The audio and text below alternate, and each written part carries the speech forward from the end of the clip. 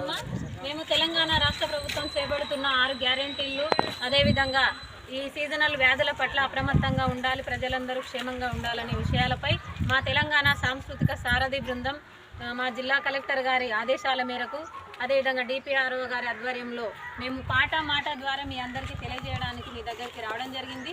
కాబట్టి మీరు మా కోసం కొంత సమయాన్ని కేటాయించి విని అందరూ ఆరోగ్యంగా క్షేమంగా ఉండాలని, ప్రభుత్వం చేపట్టిన 6 గ్యారెంటీల్లో మీరందరూ భాగస్థులు కావాలని కోరుకుంటూ, మరి స్వచ్ఛదనం, పచ్చదనం, పరిశుభ్రత గురించి ఒక పాట ద్వారా మీ అందరికీ తెలియజేస్తాం.